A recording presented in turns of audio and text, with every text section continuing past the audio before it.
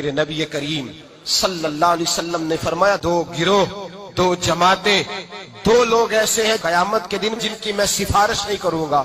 सहाबाए किराम की आंखें खुल गईं, हैरत के साथ कांपते होठों से, लरसती आंखों से देखने लगे, महबूबा वो कौन से ऐसे कम नसीब हैं जो सुबह कयामत आपकी रहमतल लिल आलमीन से भी महरूम रहेंगे, जिन्हें आपकी शफाअत कयामत में भी नहीं मिलेगी, वो बदनसीब कौन से हैं?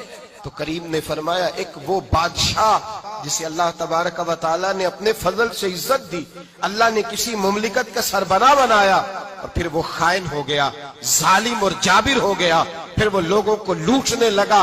सुबह कयामत मेरे मुस्तफा करीम फरमाते मेरी शफाअत से महरूम रहेगा। और दूसरा, मेरे हबीब पाक अलैहिस्सलाम ने फरमाया, मेरा वो उम्मती हो, लेकिन अगर अल्लाह की हदों को तोड़ता है तो कयामत के दिन वो मेरी शफाअत का हकदार नहीं है।